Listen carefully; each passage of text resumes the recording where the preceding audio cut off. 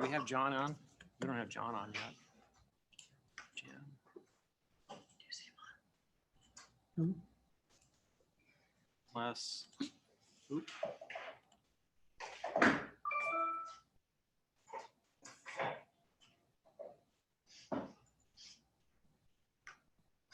So the person that has the phone number that's called in, 402-968-5635, could you unmute and identify yourself, just so we know who you are? And who and what item you might like to speak on?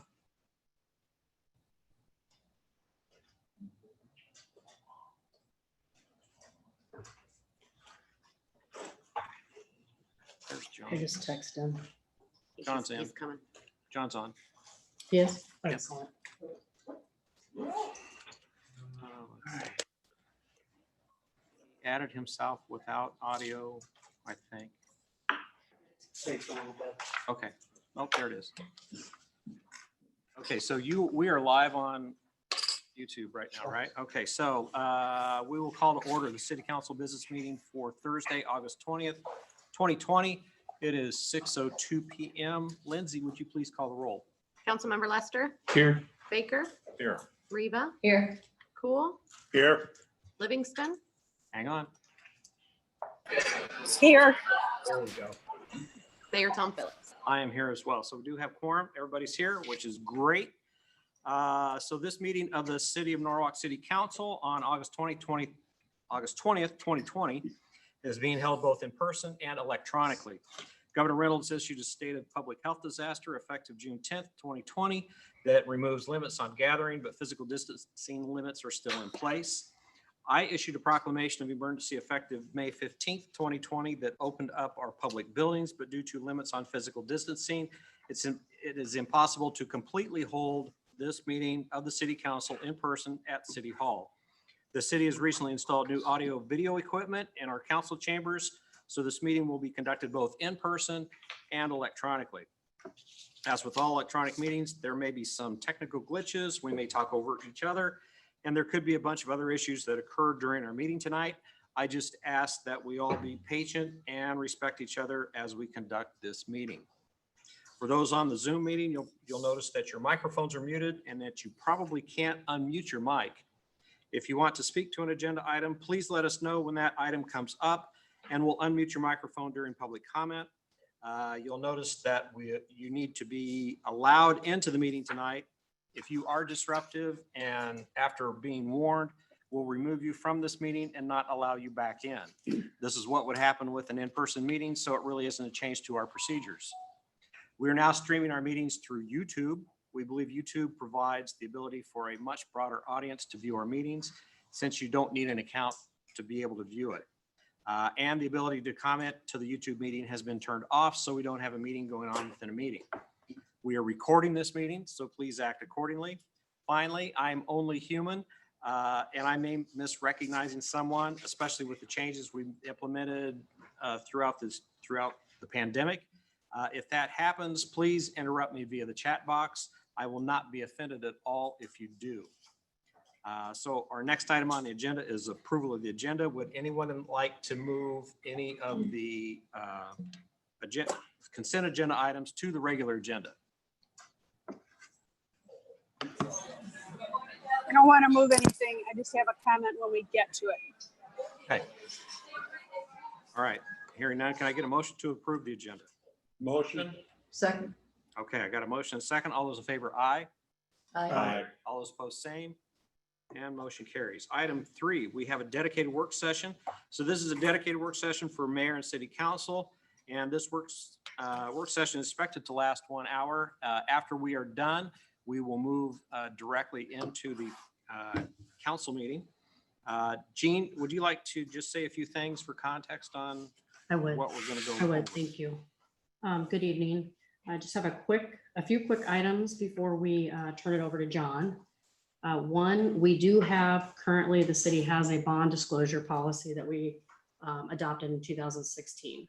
The reason that we are revising these policies is because the SEC, the Securities and Exchange Commission, made some changes with regards to any new bond issues. And I put in my Agenda statement 2/11/20, not sure where I came up with that date. It's 2/27/19. But for our purposes, the trigger date was March 24th of this year, because that was the next time we issued date after this came out. And those changes, John will discuss shortly. Based on these changes, I accordingly revised our financial policies that are related to these changes, and we'll bring those to the elected group the same night that we approve the final draft of this policy. Lastly, in the policy, you will note there were some blank tables, parts 1 and 2, in the form of disclosure. The table section, these will be complete, working on those and put in the final draft. Kind of just gives you the nitty gritty, each of the issues, their data maturity, power amount and things like that. So that will be in the final draft if you were wondering why those pages were not filled in. And with that, I'll turn it over to our bond counsel, John Danos. Thank you, Jean. Can everybody hear me okay? Just kind of a sound check. Yeah, we can hear Are you. we good? Okay. I'm John Danos. I'm an attorney with Dorsey and Whitney Law Firm in the Des Moines office. Currently coming to you live from my home office / living room in West Des Moines. Hello. It's a pleasure to be with you. As one of my colleagues said a little bit earlier when I was telling her about this engagement, nothing gets the blood going quite like discussing securities disclosure regulations for municipal bonds. So I would say buckle up. Mayor, I like the attitude a lot. That's looking good.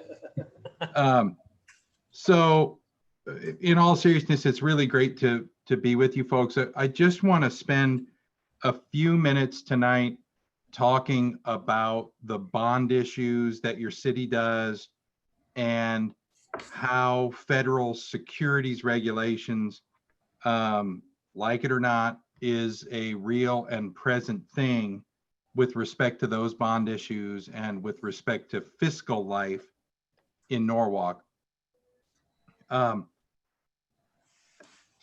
We really started in 2013, 2014 as bond lawyers to kind of retrain ourselves in a way and to really also endeavor to revamp the level of seriousness with which our municipal clients needed to take these securities regulatory issues.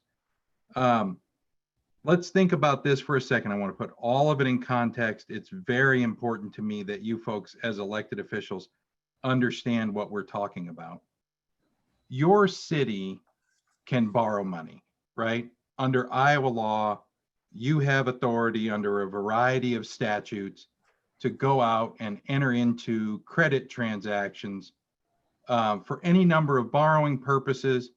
And frankly, the Iowa law gives you a pretty fair amount of flexibility about where you borrow that money from, your source of credit.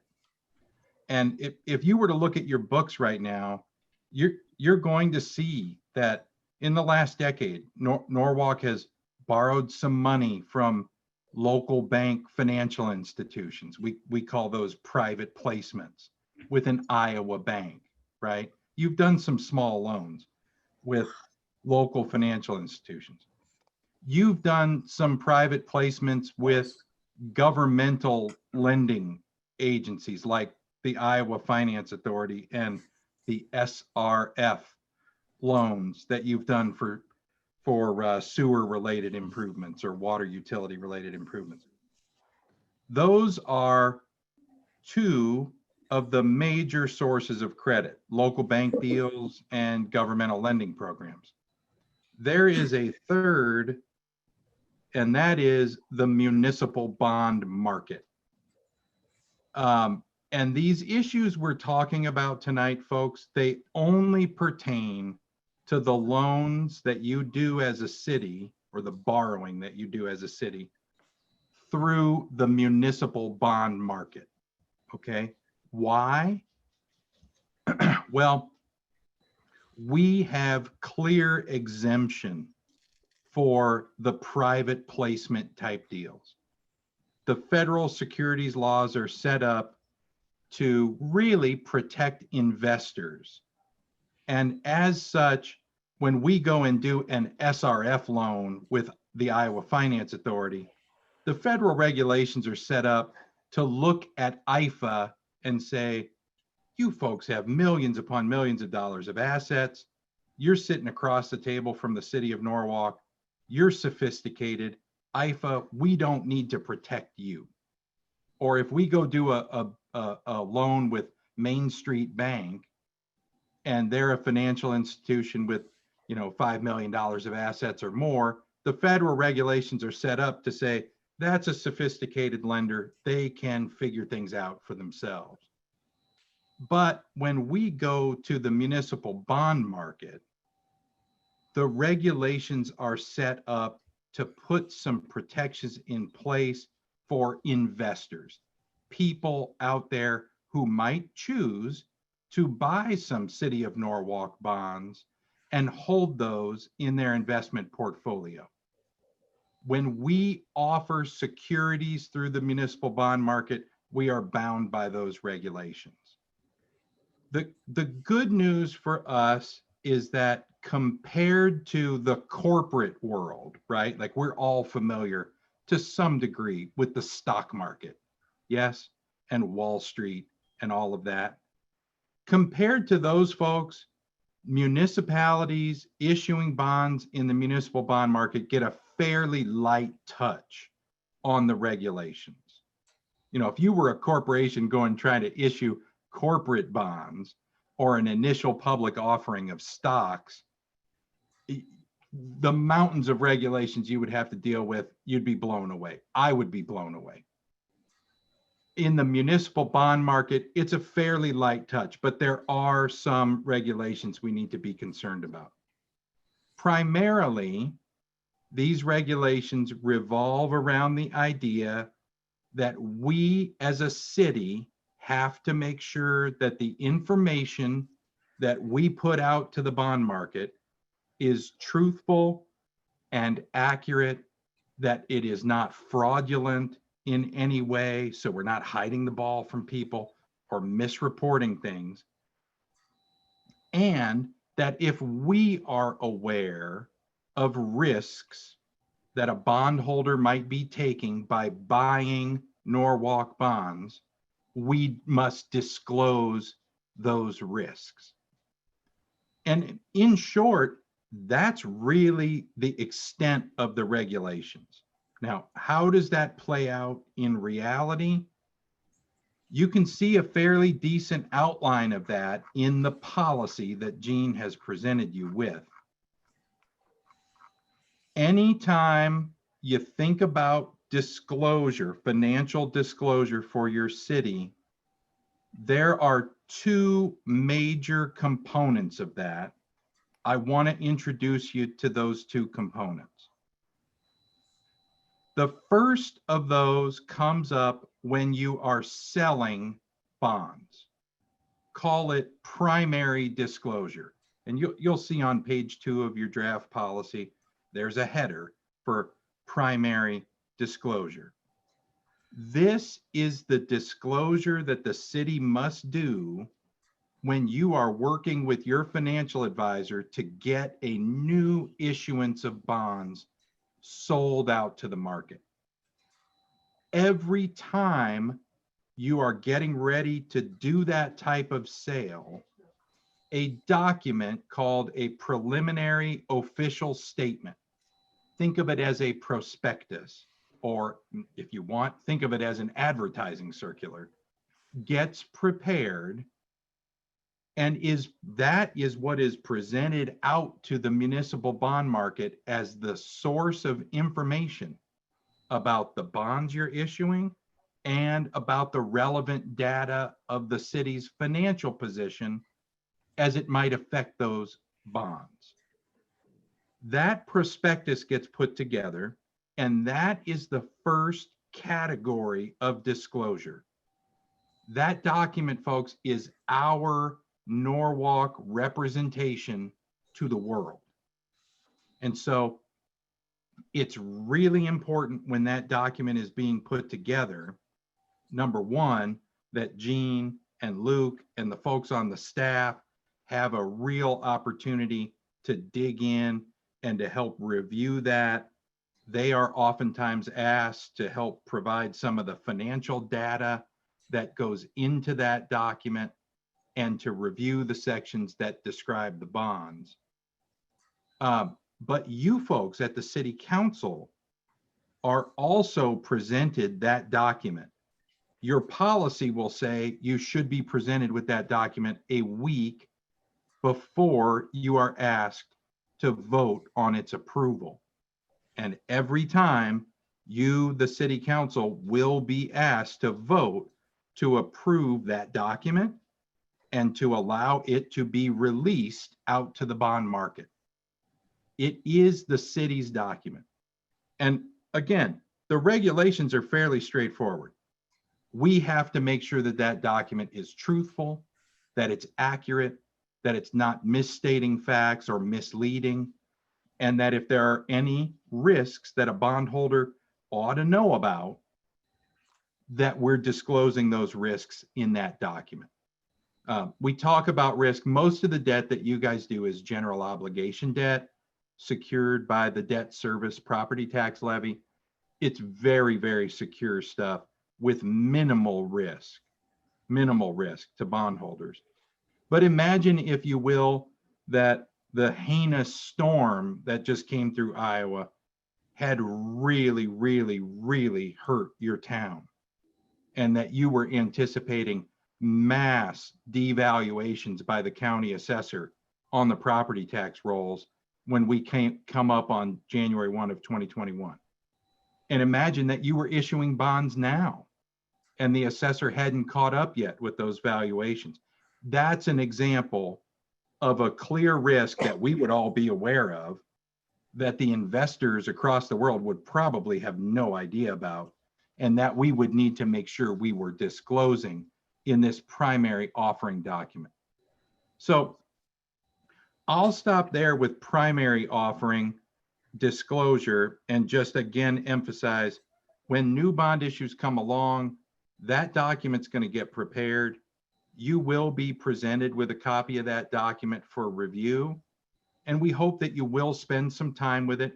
Nobody expects you to be an expert on every aspect of it, but you might catch some glitch or something a little bit out of order that you want to ask a question about, and you should absolutely feel free to ask Luke, ask Gene, ask your financial advisor or your disclosure counsel about whatever you're seeing. That's why it's presented to you.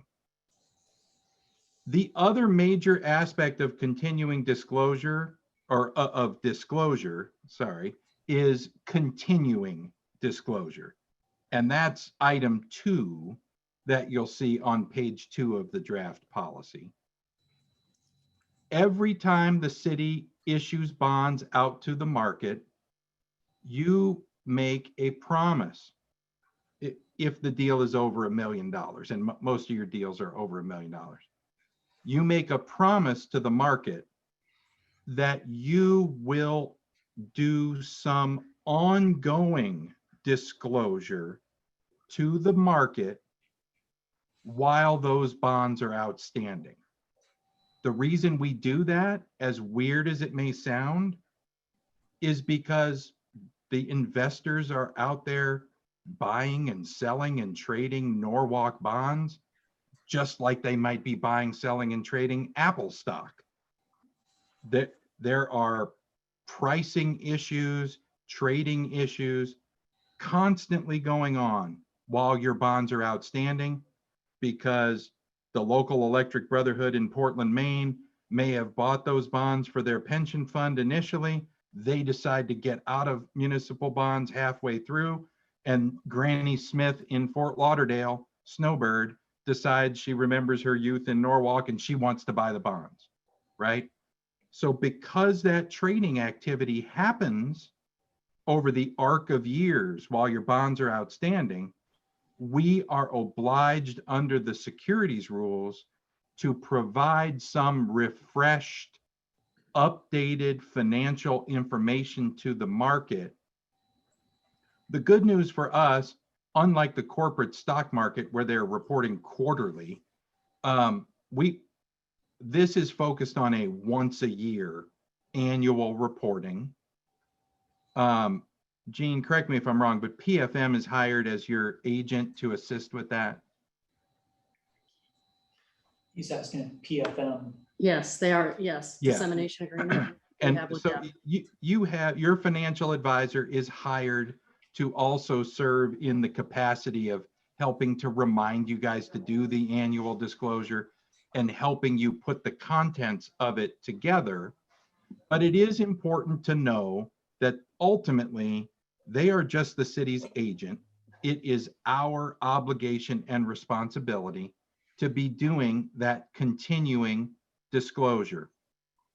The annual reporting is just one aspect of that. I'm going to have you turn your attention, if you can, to Appendix 2. That's, Roman numeral 2. In the disclosure policy, you're going to see a list at the bottom of that Roman numeral 2, page 1, that's 16 items long. Does everybody see that? These items represent, John. Yes, Can you ma'am. take a pause real quick? They're trying to get that document pulled up. Go ahead. Yeah, that's fine. Thank you.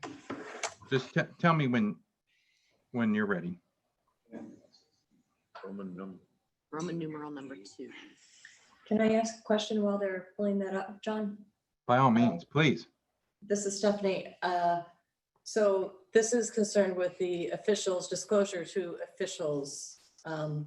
Is there a separate policy? Do we have something somewhere, or is it controlled by the SEC where the public is given adequate notice? When it shows up on the agenda, they'll get that. But sometimes the agendas don't go out a full 7 days in advance. So have we allowed, is there some provision in here for adequate disclosure to the public to give people a chance to review and ask questions? Or is that not the purpose of this? This is just solely for staff and council disclosure. Yeah, great question. And it has not typically been a practice to try to allow for public review of these bond offering prospectuses. Frankly, as a lawyer who occasionally helps to sort of shepherd those through, that prospect sounds a little wild and daunting to me. But I do think it's critical. If you want to think about you folks as sitting in sort of a board of directors type role for the city, it's critical for you as the elected officials to have an opportunity to review that document, be aware of what it is, and to ask any questions. Certainly, it's not a confidential document, and to the extent that you want to seek any review from individual constituents or what have you, you are welcome to do that. But it is not an ordinary part of Norwalk's process or any other municipality that we work with to try to invite public review and comment on those prospectuses. Does that answer your question, Stephanie? Yes, thank you. Yes, ma'am. John, is this the appendix that you Yeah. need? That's the one. Thank you, Luke. If you can see the 16 item list on that appendix 2, we're not going to run through all of those, so don't worry. But I did want to highlight them because this is the second facet of continuing disclosure. The easy one is the annual reporting. It's due at the same time every year. The information that has to be provided is somewhat consistent from year to year, deal to deal. You've got PFM hired to help you with the annual reporting. All of that makes the annual reporting, unless we go to sleep at the wheel, folks, it ought to just be pretty much a slam dunk for the most part. The other aspect, though, of continuing disclosure is what I refer to as real-time disclosure. This list of 16 items represents a a list of occurrences that might happen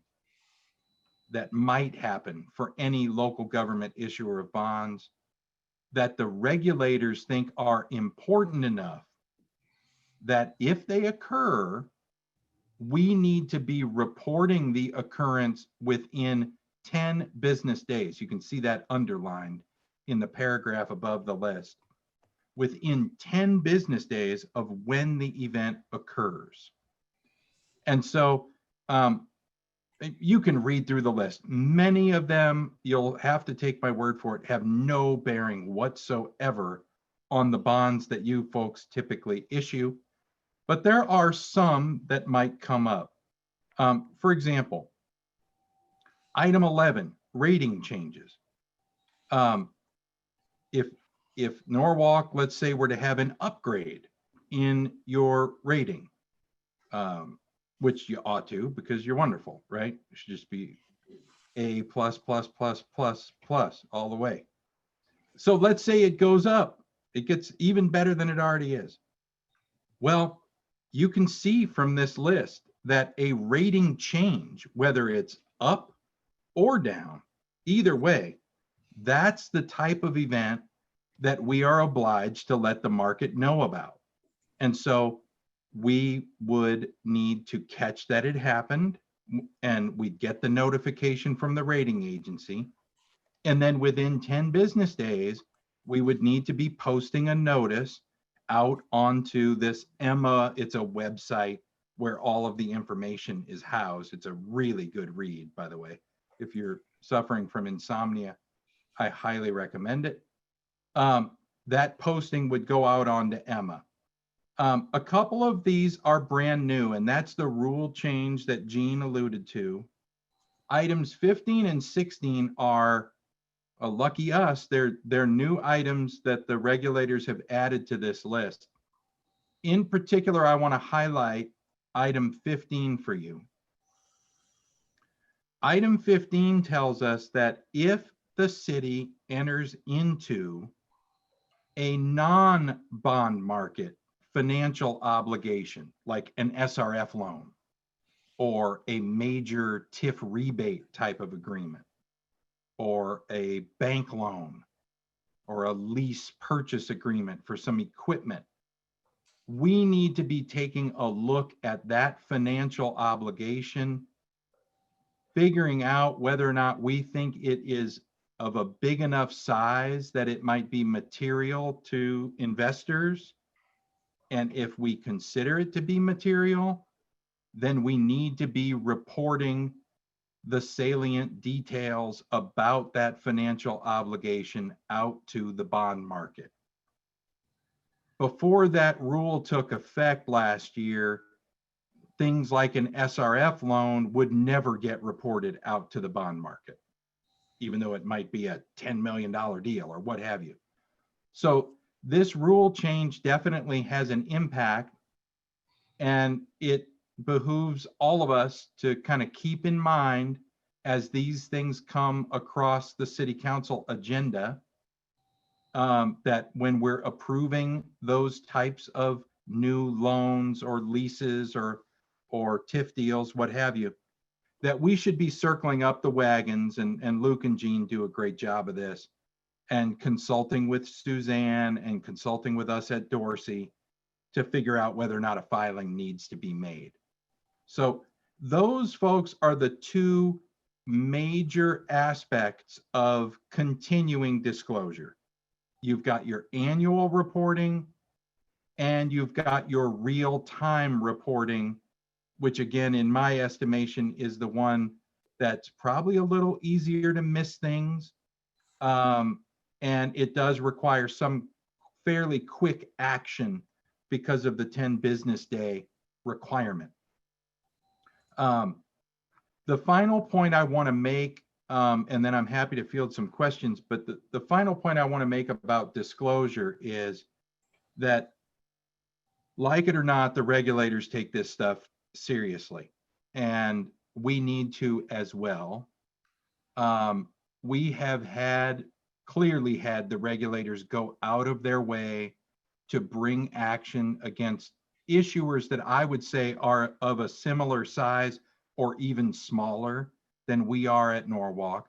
I think they've done that to make a point that nobody is immune from having to do good disclosure, even if you're a tiny school district in Indiana. Yes, they did one of those. They've made very clear that if the circumstances are right, there could even be individual liability brought against officers, elected officials, staff of an issuer. And as you might expect, you're going to start seeing those types of things where there's clearly been some fraudulent type of activity or intentional misleading or misrepresentation of financial data. But nonetheless, it's the real deal and it's serious stuff. All of you as elected officials, I would urge you to be circumspect about discussions with the media about the city's financial position. This is the point that I do want to kind of close with, but I want to make sure you hear it. I know it's bizarre to think about, but particularly in this era of city council meetings on YouTube and the internet and everything is permanent and accessible to everyone. One of us goes and makes some flip comments, or even if it's in jest or what have you, to a reporter or whatever, and it winds up in a video clip. Believe it or not, that kind of thing can circle back. And so I want you to be really thoughtful before making public comments, particularly about the city's financial position, because again, that kind of thing, if it's just wrong information, could come back to haunt you, because with the internet, investors have access to that kind of stuff and the regulators take it seriously. So I'm not trying to scare you to death. I really am not, but I am a depressing lawyer by trade. Just ask Jim. And that, you know, that's what we do. So I'll stop there. I want to entertain any questions that you might have on the disclosure front before we spend a couple of minutes talking about LMI set aside. John, so this is Ed Cool. So in regards to public disclosures and public information, the last thing you touched on, any or all of these reports that you've discussed with us, those all could be used as a reference in public comments, could they not? You mean the reports that we file on Emma? Right, yes. Yeah, and I appreciate that question. We urge clients, Gene has heard me say it before, to remember every time we file a report onto that Emma system, whether it's our annual report or some kind of, you know, interim real-time reporting for a material event, we have to think about that reporting as just going straight to the desk of the SEC. I mean, not only is it out there and available for the viewing public, the investing public to review, it is, but you better believe the regulators scan through all of those postings on Emma, looking for things that are fishy or out of order. And so it's not simply a matter of reporting. It's also a matter of making sure that we are reporting in a way that is professional, that is accurate, and that within the, you know, certainly within the framework of the regulations, it is not putting the city in an awkward position in any way that it doesn't need to be in. So we do need to be mindful of the content of that reporting and not just the reporting itself. Okay, thank you. Yes, sir. Yeah, Gene. John, can you talk about economic development agreements and how that could affect disclosure? Yeah. We've had you now have as much guidance from the SEC as we do on how to interpret these rules, because about the only guidance they've given us about item 15 that I just went over with you is what you see on the page. And as you might expect, lawyers, we're a bunch of nerds, and we torture words to death trying to figure out what they mean. I mean, that's what we do in order to try to help keep you guys safe. And so we've had a lot of debate, Gene, a lot of debate about what do we do with TIF rebate agreements. And you folks have entered into, over the years, any number of TIF deals, right? Where you're promising to make TIF payments to developers or businesses over an arc of time into the future. And for a number of reasons that I'm not going to bore you with, we have concluded that we really ought to be treating those TIF deals that you do through your urban renewal program as financial obligations for purposes of reporting under this item 15. Now,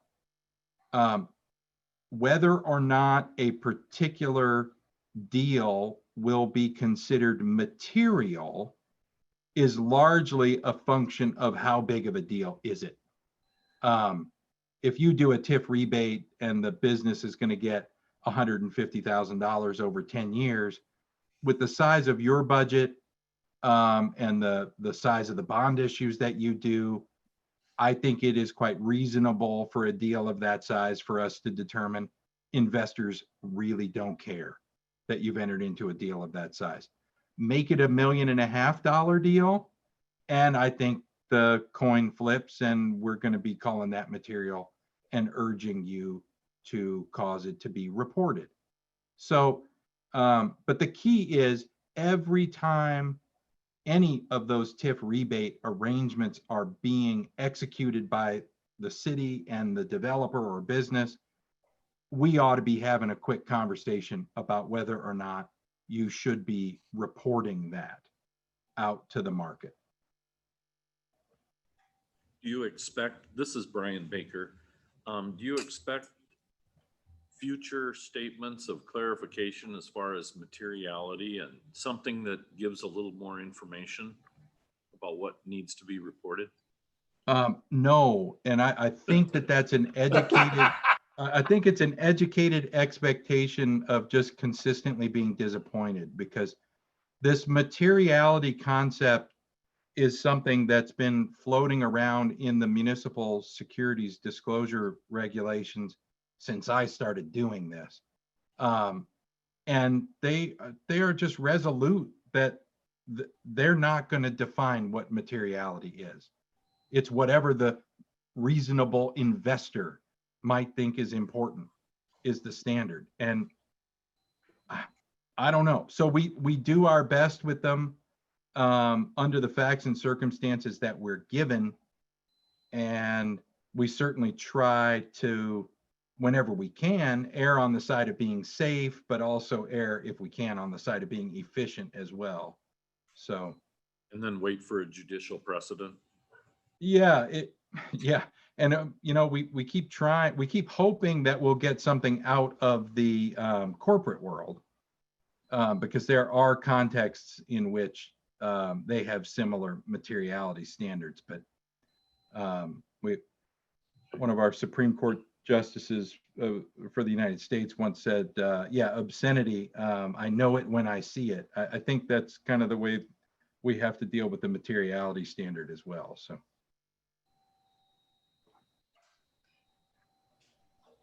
Any other questions for John?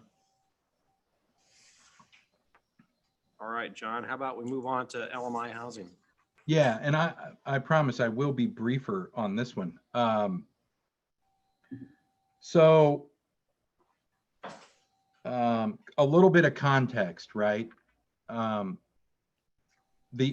Urban Renewal Law, Chapter 403, is the law that gives us the ability to use tax increment financing, TIF. Section 403.22 of that law deals with a very specific set of facts and circumstances, and that is when a city uses TIF to assist with the development of housing and residential property. We get a special set of rules. And in particular, this applies when the housing that's being built is market rate housing.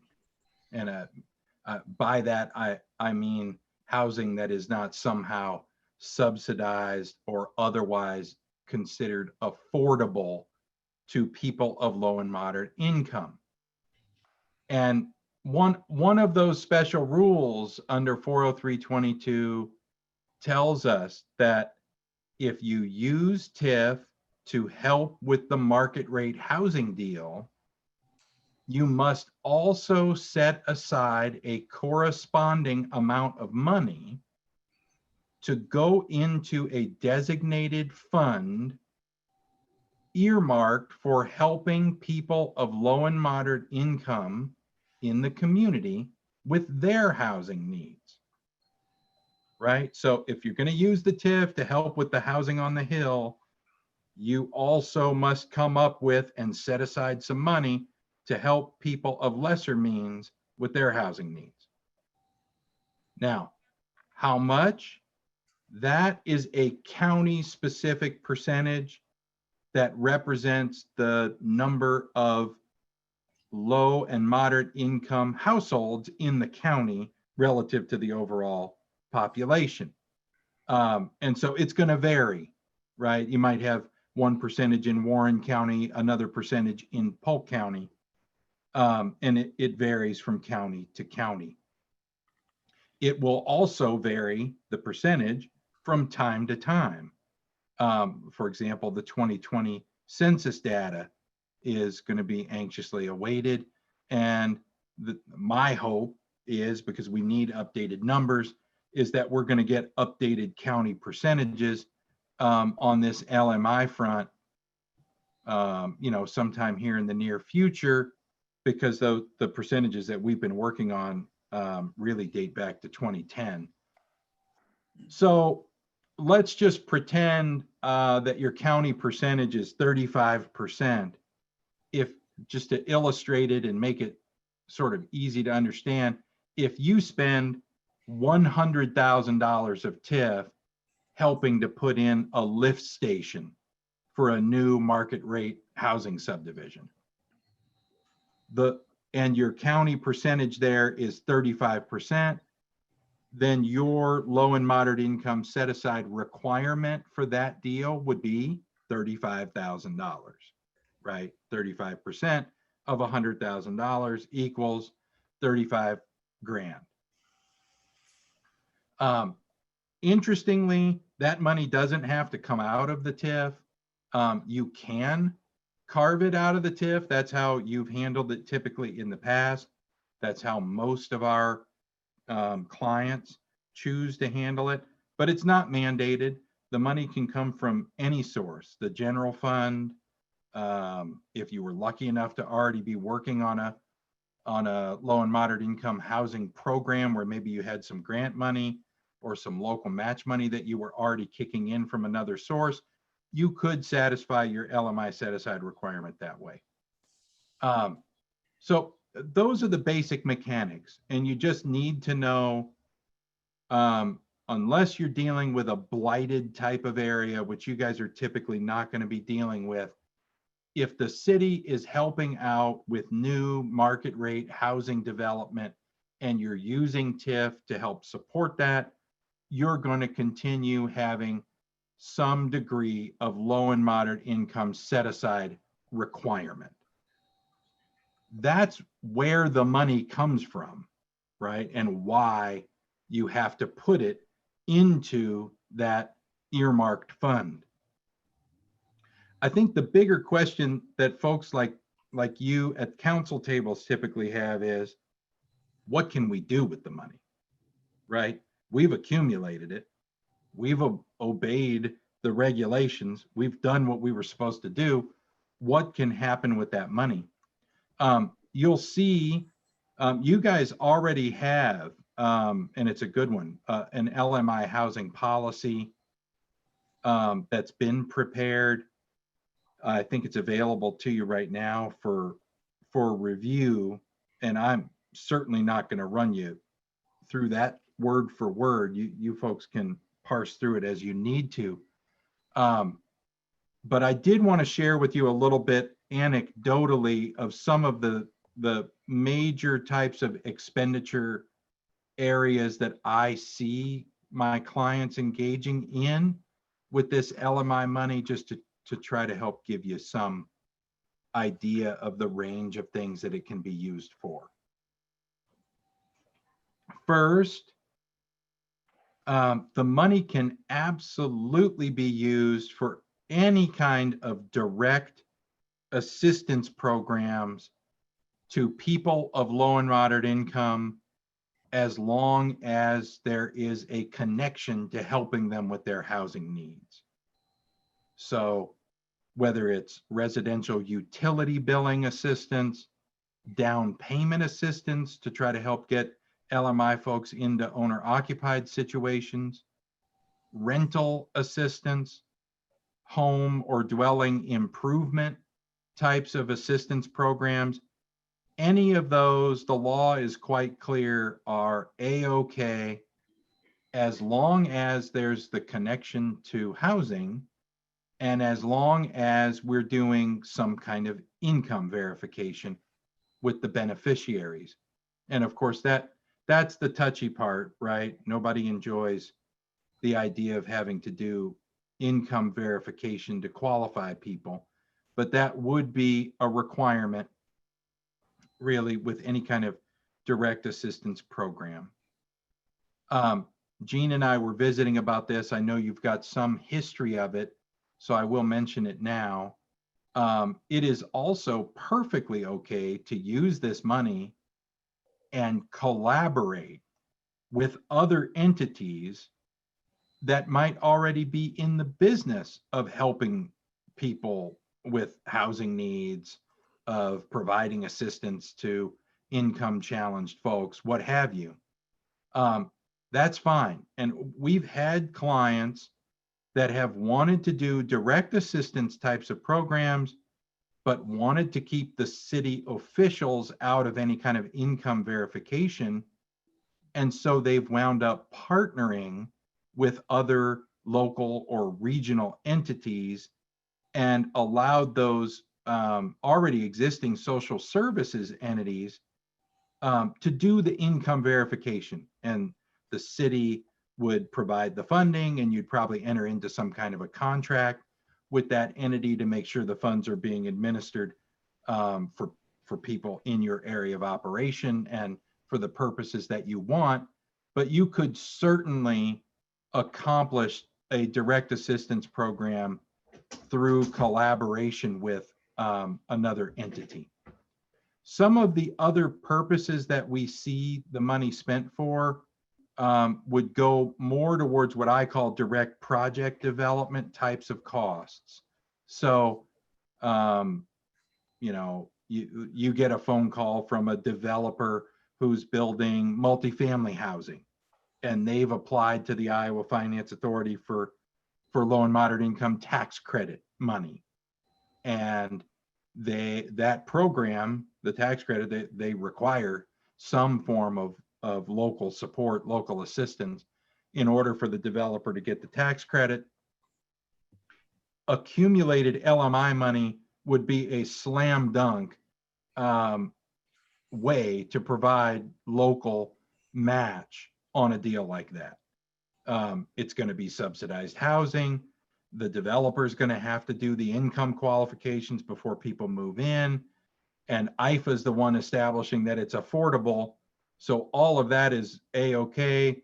That would be a very clear example of how you could provide support to direct project development. The law is also quite clear that you can use the money to buy the ground that will be designated for low and moderate income housing development. So that might be another option that you could that you could look into. Most of my clients have not wanted to get into the business of building affordable housing as a city. We do have a couple of city clients out there that run housing agencies. I'm guessing you guys probably are not anxious to get into that business. If you are, you could use the money to build your own subsidized housing and administer that. And if you want to talk about that, we may need some more time available to us to discuss it, but I don't think you're interested in going there. The other thing I will mention that comes up quite often is infrastructure. Almost every group of elected officials I've ever spoken with the LMI set aside about has wanted to ask the question, well, can we use that money to pay for providing public infrastructure? And the answer is yes, but only under limited circumstances. We always have to remember with every stroke of the pen when we spend LMI dollars that we have to be able to make a showing, if challenged, that the expenditure was providing some kind of housing related assistance to people of low and moderate income. If that whole sentence can't be proven with any particular expenditure, you probably shouldn't be spending the money out of the LMI fund. So infrastructure, I've had some clients where maybe an income survey has been done in a neighborhood. They've established a percentage of people in the neighborhood who would meet the 80% median county income threshold. That's the definition under the law. And let's say it's 60%. So you've got reasonable assurance at the city council table that the street that needs to be repaired is going to be serving a block that is 60% LMI homes. I would have no trouble standing up and defending you guys if you chose to cover 60% of that project cost under those circumstances out of the LMI fund. But I think you need to have that about that level of evidence before you start applying LMI money towards infrastructure projects. Some rational way of determining that this is going to be benefiting housing that is occupied by some corresponding percentage of people of low and moderate income. I'll stop there with my comments. Hopefully it gives you a little food for thought and maybe spend whatever remaining time we have together answering any questions you might have on the LMI front.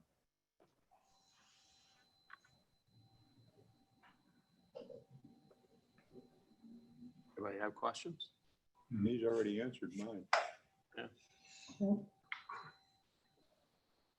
Chances are any type of program or project we pursue, John is probably going to be a part of that process. Right. And I'll look forward to it. Okay.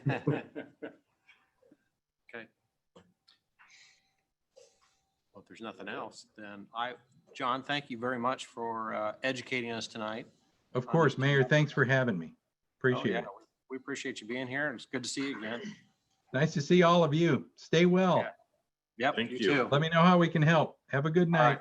You too. We'll see you Bye later. now.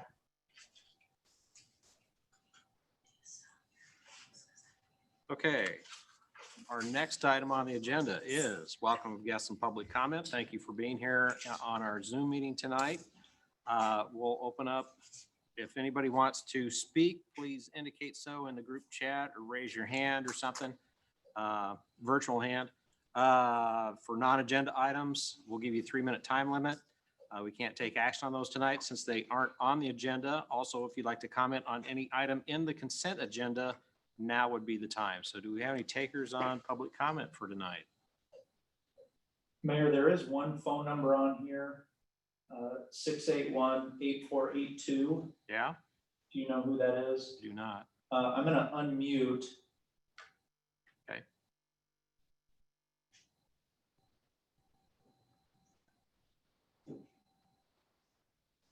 The person with the phone number 681-8482, if you're able to unmute your phone. Identify that if you have any questions.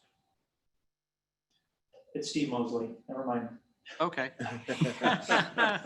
All right, so we'll move on.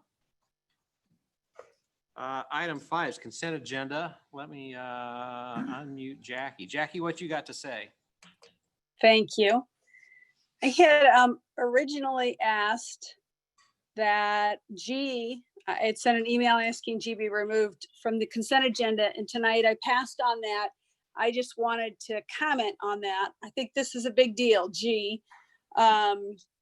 Ordering the construction of the Great Western Trail Phase 1 project, approving preliminary plans and fixing a date for hearing.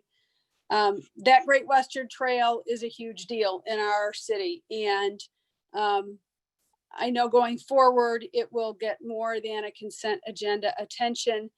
And so I just really wanted to, I guess, make a comment about it, bring it to everybody's attention, because not that I think it's easily passed. I don't think there's any controversy about it, but it's a big deal, and it should be highlighted. That's all I wanted to say. I would agree. Yeah, and there was quite a bit of discussion on that at our last meeting as well, that we wanted that to move forward. So the consent agenda, we have approved the August 6, 2020 minutes of the regular city council meeting, have expenditures, tax abatements, a renewal of Class C liquor license with Sunday sales for El Maya Mexican Restaurant for July 2nd, 2020 to July 1st, 2021. We have approved the fiscal year 20 street finance report, has a resolution requesting reimbursement from the Iowa COVID-19 Government Relief Fund. We have a resolution ordering construction of the Great Western Trail Phase 1 project, approving preliminary plans and fixing a date for hearing thereon of October 1st, 2020, and taking a bids therefore. And we have monthly reports. Can I get a motion? Motion. Second. Okay, I got a motion and a second. Lindsay, would you please call roll? Councilmember Reba, Yes. Cool, Yes. Livingston, Yes. Lester, Yes. Baker. Yes. All right, that motion carries. Item 6, we have old and new business for consideration, discussion, and possible action. So first one underneath there is a resolution approving the purchase agreement with Dude Solutions for the SmartGov building permitting software. So our current software has been in use for several years and at times hasn't fully met the needs of the department. This item is to buy new software for the building permitting process. Luke Harris, I'll turn it over to you. Thank you, Mr. Mayor. Everybody hear me, hopefully. Thank you again. Again, this is permitting software for our building permitting process in community development. Currently, we're using a system that is part of our civic systems Cassell program. It's what we use for some of our financial stuff and water utility billing and all that. And so when we acquired that software, it was a module that they provided with that. And so we've been working with that for the last, close to 4 years, and it's not quite working the way we wanted it to. Some missing functionalities at times. Lindsay has been awesome helping us with that, but I know at times it's eaten into her time helping with that as well. And Cassell's, done some things to try to get it to work certain ways, but when it came down to it here, as we approached the 4th year of it, we felt like we really needed to just get something that focused specifically on building permitting. So that's what this software is. It wanted to find something that wasn't just a kind of replacement for what Cassell had, but would provide additional value to us as a department and a city. So a couple of the big points here, I highlighted in the bolded list here, but one of the big things that we like about it is it provides us a public portal where we can get away from having to do PDFs for permits, and people have to either print it and fill it out by hand, which they can still do, and we can still process things that way. But this will provide like an online form where they can go in and fill things out, and it'll submit it to our system, which also allows them to track things, make comments to the staff, just increases some of that transparency with things. it also, one of the things we run into sometimes is somebody will turn something in and we won't necessarily think that what they've turned in is up to snuff or they're missing things.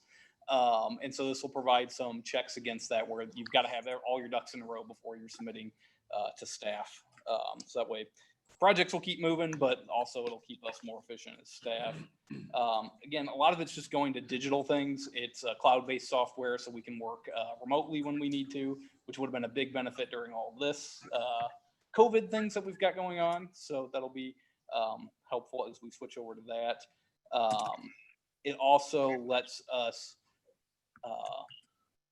be more integrated to our whole process. Right now, we use several different software to achieve our goals of getting permitting process, and Excel's one part of it, all the way down to just using Google calendars to track and do inspections. And so this is all kind of one encompass thing. So it's going to let our inspectors be out in the field and do a better job of being connected into the system and everything. And then lastly, just a couple other points. It's got mapping functionality that we can activate and connect it to all of our county data, so we can start mapping some of these things from our permitting data. Right now, we don't have that functionality. It just, our permit data sits out there kind of as a database on its own, and it doesn't connect to our GIS at all. So that's pretty exciting.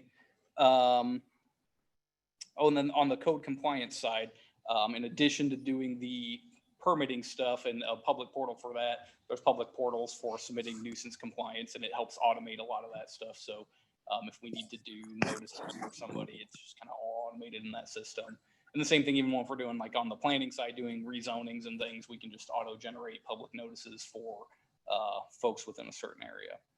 So just as part of this process, just to let you know, we've been working probably for close to a year at looking at different things, talking with different software companies. We went and talked to all the metro communities, asked what they did, met with some of them before COVID hit. So we were able to sit down, look at their softwares and understand how they used it, understand some of the hiccups that they went through when they decided what they wanted to use and things they liked and didn't like about those. So we felt like we really did a good job of informing ourselves when we went into this process to start talking with different vendors. On the funding side of things, we did have this budgeted as a FY22 project at $60,000 in that budget. The way that this software works is there's an initial setup cost and then annual license fees. So our initial cost would be $38,000 for this year, and then annual licenses of almost $13,000. So I've talked with Gene about the possibility of using reserves to move that forward so we can get this implemented and just move on with the software that's going to work good for the department. And I forgot to mention too, if you've got really specific questions, Taylor and Helen with Dude Solutions is on the Zoom call. They were nice enough to hop on that if we really want to get into details. So. Okay. Questions or comments from So council? if I heard you correctly, right? Mhm. Said that this will interface with the information from the county, so we could fairly quickly update our mapping and the GIS system. Yep. So yeah, it'll have a mapping component to it, so we can tie our permit data to the parcel number and tie the parcel number to the location data out there. Very good. And then you also said something about public notices. Mhm. I'm trying to stay with you on that. What can you explain? So let's say we're rezoning a piece of property up on Highway 28 to industrial, say. We have to notify everybody within 200 feet. Right. Because all that stuff's connected into our software, we can say this parcel is getting the rezoning, and it'll auto generate us the rezoning letters to send out. So we don't have to, right now, it's not that big of a problem. I mean, that's a nice functionality, but I wouldn't say that's what we're going to sell this to you guys on that part. It just saves us a couple steps. So. Sure. Okay, thank you. So Luke, the budget comes under 12,000 under. Mhm. How does that annual fee though compare with what you're paying for Cassell? Did we anticipate always having to pay a 12,000 plus annual fee? I don't believe Cassell has an annual fee. Softwares that we looked at as far as things that we could do that were built for building permitting, that was a standard component of that. So that would be something we would need to budget for out of community development, building department's budget going forward. So we would have to anticipate that as a recurring cost for the time that we have the software. But it saves you $12,000 in staff time and effort and headaches, do you think? Definitely as we become more busy. I mean, I think the goal with this is to be more efficient so that we can push some of that stuff off as we need to, you know. One of the big benefits to the department is how it connects to our guys in the field. Mhm. So they're able to do more of their job in the field while they're doing stuff, which means that they have to spend less time in the office updating what they did on that inspection. So then that means that they can get the next inspection quicker, you know. Functionally, we could have our inspectors just operate out of their truck with this and really not need to come in. Not that we would want that, but if we had a really busy day, that's certainly something they could do, so. Stephanie, the Thank big you. thing that I heard from, not only from Luke, but his staff, was that a hope that this improves customer service as well. Thank you. What else?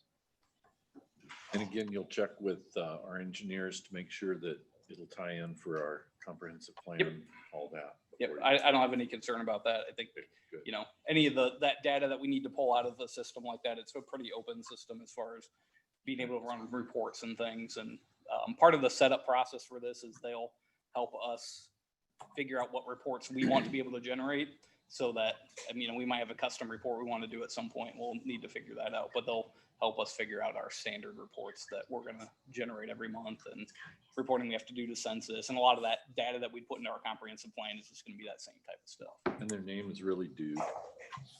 Dude. That's Did they lose a bet? How did they get? that's a question for our sales rep. I How think about she's that? still on mute, you. Oh, no, she's unmuted. I I'm unmuted her. okay. I'm okay. Do you want me to answer that question? Sure. I'd love it. Okay, I'll tell you the story. So we started off really in education and we in facility management. And the story goes that it's always that dude you call to fix something. It's de facto Dude Solutions. You can call us DSI if you prefer. Thank you. All Yeah. right. What other questions? Yeah. Anything? Sounds pretty good. Do we have any public comment? Does anybody want to? I don't see anybody raising their hand or adding anything to the Zoom group chat, so we'll move on. Can I get a motion? Can I get one clarification? It's small. So this was a 2022 thing, so it would have been next fiscal year. Yes. And we're just moving it forward to get it implemented now so that it's perfect. Okay, thank you. In the interest of increased staff efficiency, I'll make that motion. All right. Yeah. Okay, I got a motion in a second. Lindsay, would you call the roll? Councilmember Livingston, Yes. Baker, Yes. Lester, Yes. Reba, Yes. Cool. Yeah, All right, that motion carries. Next item is resolution approving the site plan of Norwalk baseball softball. So this is going to pave the gravel parking lot behind the middle school and add some parking down at the baseball and softball diamond, as well as realign the driveway into the softball baseball complex and get that paved. Got anything else? I think we did it all. I Did it all? Yep. Just reemphasize, I think one of the key parts of this is that realignment to Elm Avenue. It'll help the traffic flow through there as far as consistency with how the street is accessed. From a parking perspective, I don't believe we're changing or adding any lots or spaces. It's just delineating them with actual pavement. I think their space calculation was the same based on when it was gravel to now being paved. And we're getting rid of the gravel. As a parent that has used that location, a thank you to the school for lining that up. Yeah. Because it was awkward and difficult pulling out of there. as a grandparent, having used those locations, I echo that. And Joel Jackson texted me and he is on the line. If you have questions for him, he's available as well. So I listened to the school board actually talk about this on Monday, and it was a part of their meeting. Was it Monday? Yeah, Monday. Yeah. And the two pieces that I picked up on this was that if we wanted it to be a public road at some point, which I don't ever see a point in this being a public road to us, it was not being built to SUDA standards because it has roll off curbs so they can park still on the grass like they do today. And there was something else with it, but I I didn't understand why that was Kate mentioned that, and I just thought that that should be shared at least here, that I didn't see any need for that to ever be a public road from there up, but I would agree. just wanted to mention that just because they mentioned it there, and I felt like maybe that should be shared here once, just to Appreciate make sure that. everybody's aware of it. Yep. Like I said, I don't see any reason why we would want that to be a public road. I agree. Any other comments? Public comment? Hearing none, can I get a motion? Motion. Second? All right, I got a motion and a second. Lindsay, would you call roll? Councilmember Baker, Yes. Reva, Yes. Cool, Yes. Livingston, Yes. Lester. Yes. All right, that motion carries. Item C, final reading of an ordinance amending the City of Norwalk zoning regulations, sections 175B.04.2, 175B.06.2, 175B.07.2, and 175B.08.2 to update minimum garage requirements for two-car garages. So we had the second reading of this ordinance at our July 16th meeting. This is to change minimum garage requirements for new homes. Anything else to add? So I am here for any questions if there are. Any questions from council? Any public comment? Hearing none, can I get a motion? Motion? Second? Okay, I got a motion and a second. Lindsay, would you call the roll? Councilmember Cool, Yes. Livingston, No. Lester, Yes. Baker, Yes. Reva. No. All right, motion carries. Item D is the final reading of an ordinance amending Chapter 177 rates and fees for updated water and sewer capital charges. So we had the second reading for this ordinance change at our last meeting. This change is to adjust rates paid by a developer during subdivision or when building permit is issued. This extends our current rates to 2029 and then establishes an automatic increase after that. Any discussion or questions from council? Hearing none. Any public comment? So, can I get a motion? Motion. Second. Okay, got a motion and a second. Lindsay, would you call a roll? Councilmember Lester, Yes. Baker, Yes. Reva, Yes. Cool, Yes. Livingston. Yes. All right, motion carries. Council inquiries and staff updates. We'll start with Luke. I have a few items. First, I attended the EOC update that the Warren County puts on, and a couple numbers that I wanted to share. And of course, these change on a regular basis, but our COVID positive rate for Warren County is 6.8%. That's as of today. It's percent positive. And the 14-day rolling average is actually 4.8%. Part of the reason I thought that was good to bring up is this is a key number that the school district is using when they start making judgment calls on certain policies to implement. Also, I thought it was a good reinforcement because if you read anything on social media or watch the news, you hear a lot of different opinions and stories. And they were quick to remind us that contact tracing and the whole concept of how the disease spreads, it's still 6 feet of distance, and having so being in contact with somebody closer than 6 feet for consecutively 15 minutes or longer. So part of the reason why we set up council chambers like we did as people start to come back is to maintain that 6 foot separation. Which leads me into my next item. Realize it's a little awkward, starting to get back to this. Who was sitting up at the dais, who's out in the audience. Lindsay and I sat in here today to try to think of the best way to set it up. This is what we came up with, but we're open for ideas. So if you have any suggestions in the future, let us know and we'll do our best to make adjustments. I think Lindsay's going to go over the League of Cities conference. We'll go over that. One of the things also kind of related to the school setup, I thought one of the best things that I heard from the school is their recommendation to parents for contingency planning. And HR, we're sending something out to our staff, same thing, to make sure that they're having some contingency planning for what happens as the school season starts. Also, that led our admin team to talk about what that means, because we have several people with kids in our department, to the extent that if we have 2 or 3 people gone, we're at a point where we have nobody to man the front counter.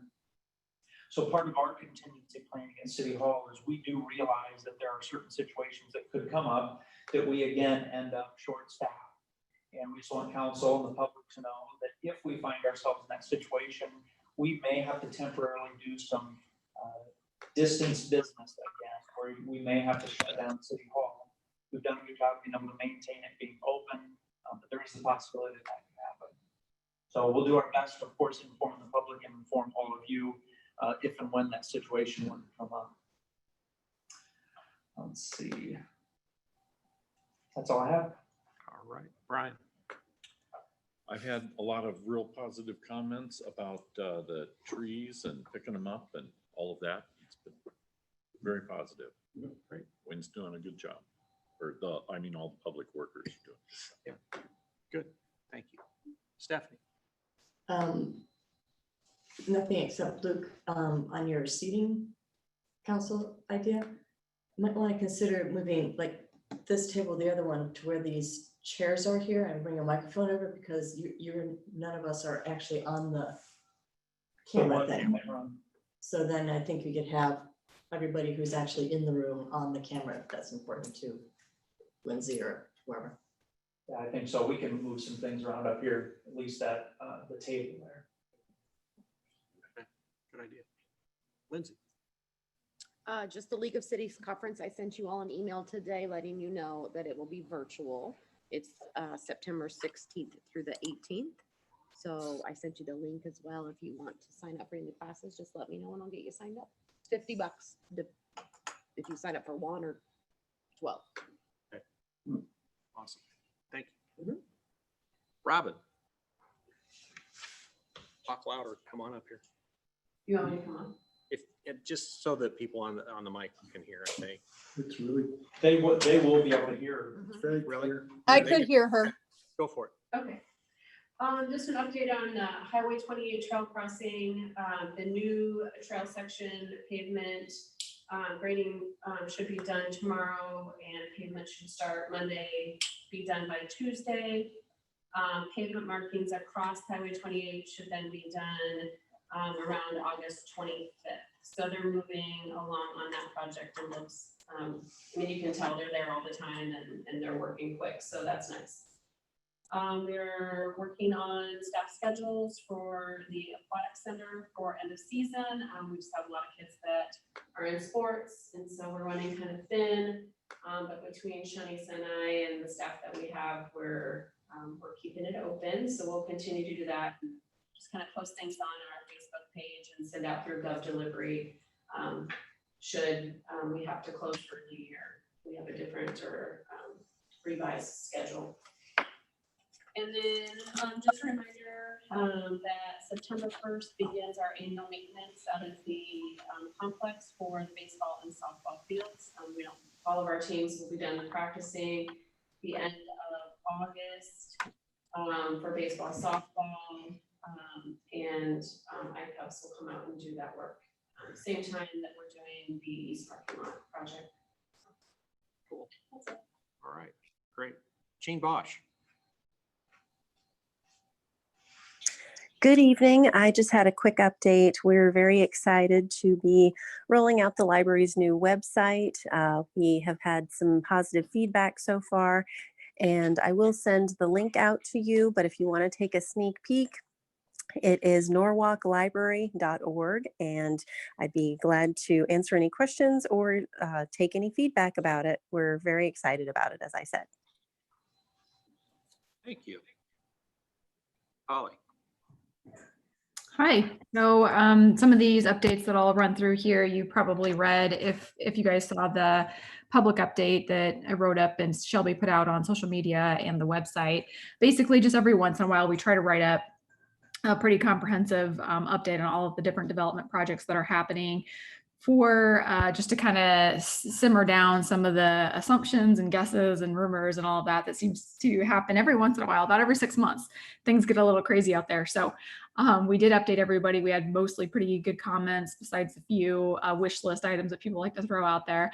But otherwise, probably the biggest development that's happened recently, even in the last few hours, would be, we think we've worked out the final details of the cobblestone and hotel restaurant at North Shore, the final details and what would go into that agreement.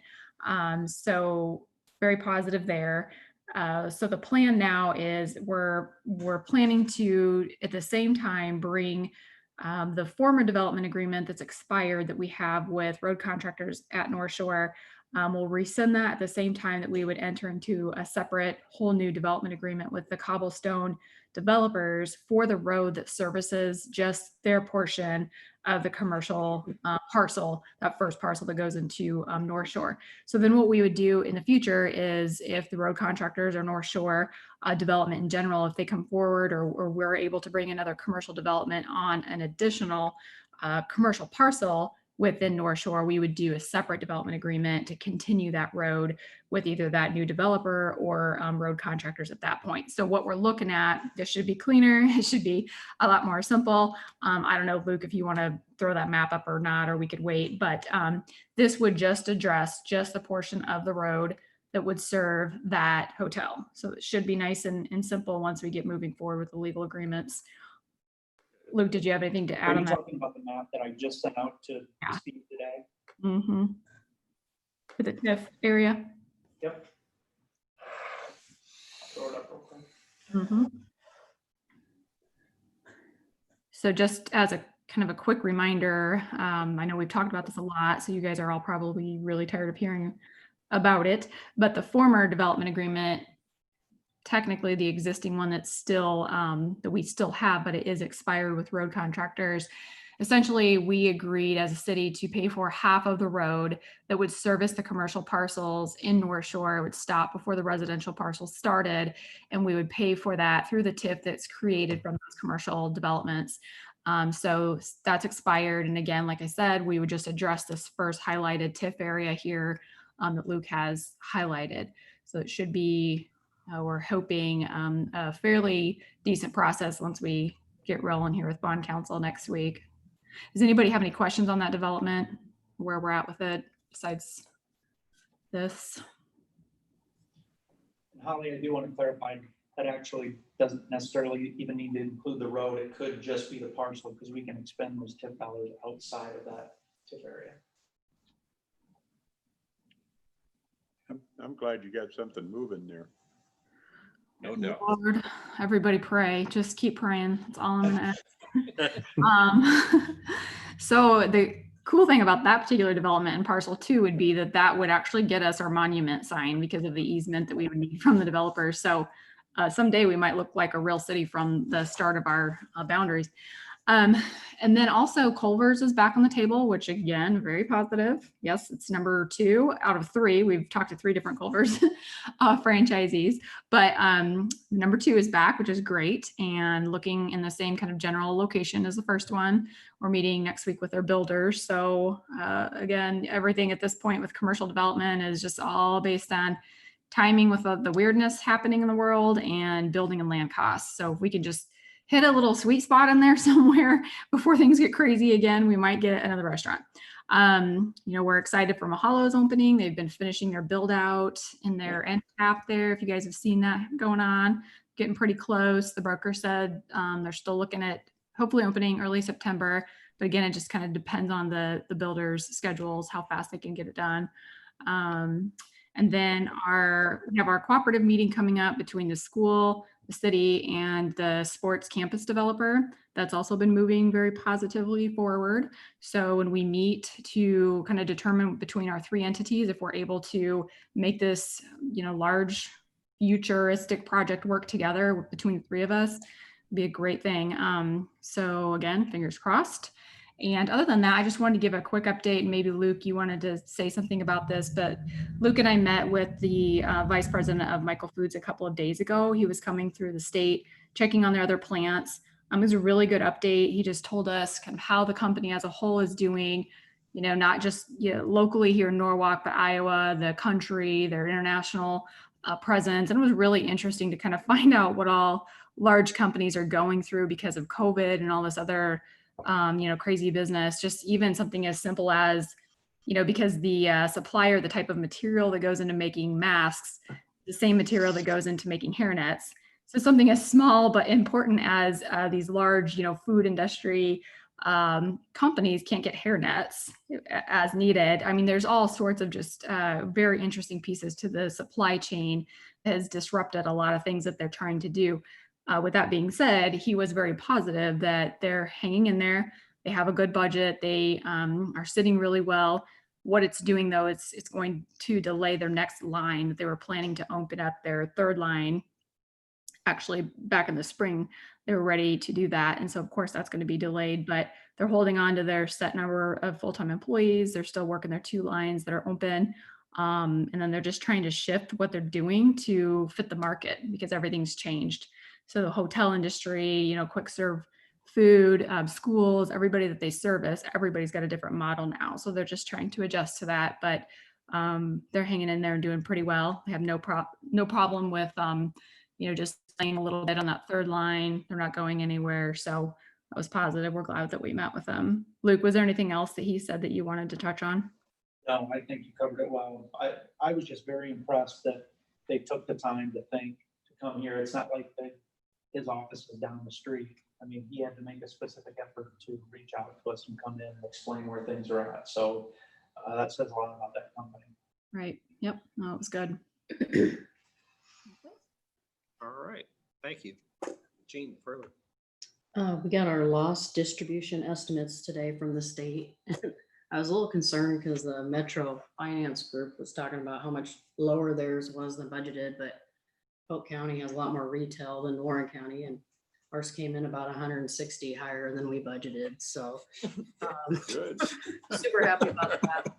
And we had our mid-year health insurance review, and it's the best we've ever had, and since I started working here, and so everybody's staying healthy, which is awesome. And I'm sure a few things were put off, or but hopefully everybody stays healthy. But we had some really good numbers, and not even just like high claims. We didn't have high claims, so just unusually good in every category. Good. That's good news. By the wellness committee being effective. Yeah, I'm sure. You're on that, right? That's right, I am. Thanks, That's Gene. all I had. Chief. Well, I'm glad that I could do my part and not break a bone this year. So Gene could have a good meeting. You may have seen that some of the spouses of officers wanted to raise supplies for the Marion Police Department in Cedar Rapids area. That is the department where Officer Slagle's father has been an officer for about 30 years. So that has been going on. They just wrapped up. I don't know how many, I don't know how much stuff they gathered. I do know there's a significant pile in the police lobby that continued to grow all day today. So that was a successful endeavor, quickly put together. So I appreciate the community's support of that. And then Monday is the first day of school, as far as we know. And as usual, we will have an officer at each school building, different purposes at different places. At Oviatt, it's usually to help the worrying moms with as they drop off their kindergartners. At the high school, it's more of a, it's good to see you again. But anyways, it's something we've always done and we'll keep doing it. That's all I got. All right, thank you. Chief Coburn. Yes, can you hear me? Yep. All right, perfect. As you know, the October 1st date of our renegotiated 28E agreements with our neighboring communities is rapidly approaching.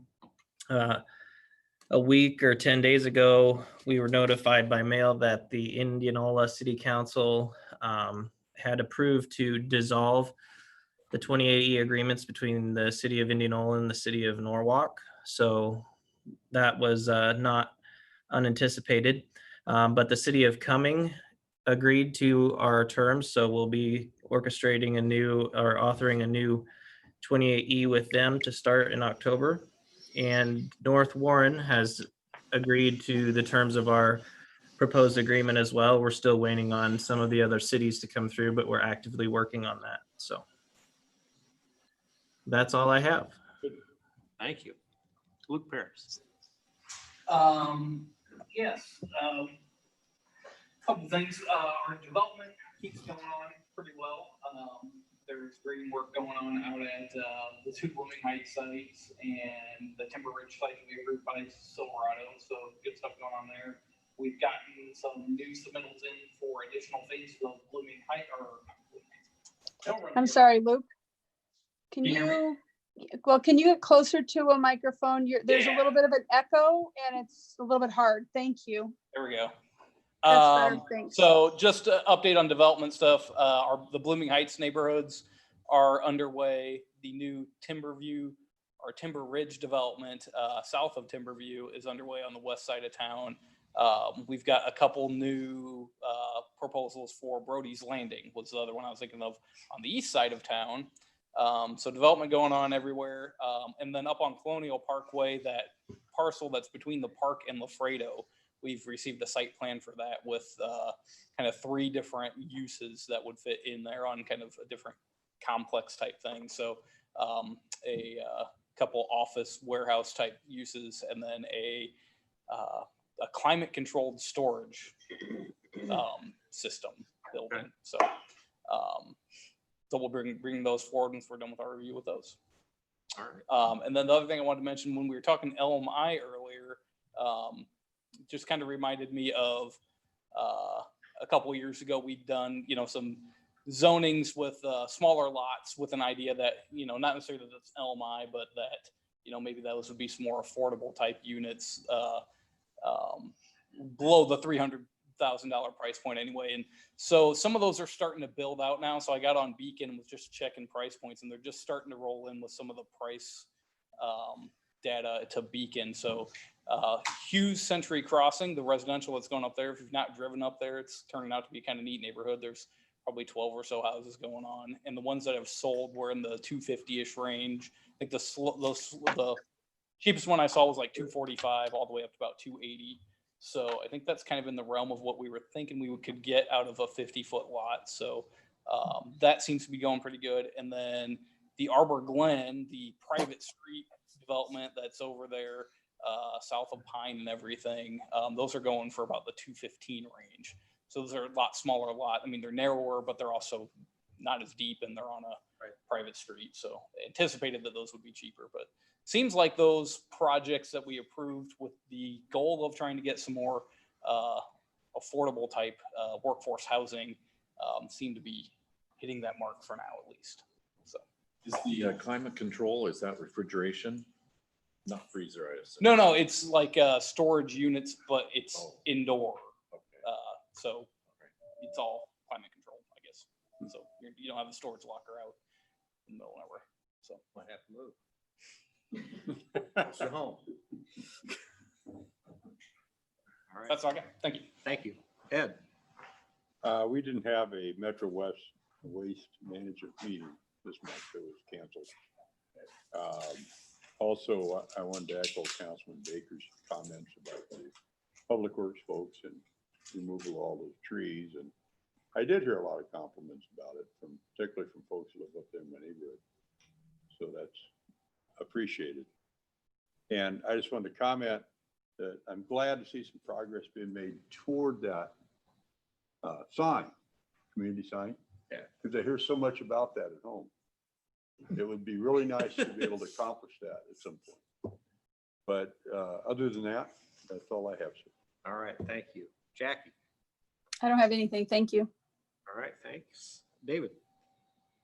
I don't have anything. All right. Thank you, sir. Jim. Did you skip Wayne? Did I skip Wayne? I did skip Wayne. Wayne, Oh. sorry. Hey, that's all right. I really don't have an update. I really don't have an update. But thank you for thinking of me, David. I appreciate it. You guys have done honestly a really good job on the storm stuff and maintaining your projects throughout the year. And I ran into him on the road, like didn't run into him, but just stopped talking on the road the other day. And I told him, I says, excited to hear about the DOT's coming through with their street thing, or came through with their street thing, getting that report. So I'm anxious to hear all that stuff from him, Yeah. so. Yeah, so, yeah, Wayne, pass on, all the compliments from council and myself about what Public Works has done last week with storm cleanup. You bet. Will do. Thanks. All right, then David's not, no, good, thanks. Jim? Thanks, one thing, I'm happy with the intersection improvement, and that's finally done up there by the office. It's a good improvement. It really is, and it seemed like a long time coming while we were going through it, but it's really nice, and they worked real hard at it, and I think it turned out real good. Good. It's good to know. All right, and I really don't have anything tonight since I've been on vacation, so I will entertain a motion to adjourn. Motion. Second. All those in favor say aye. Aye. Aye. All those opposed, same. And we are adjourned at 7:36 PM. Thank you. All right.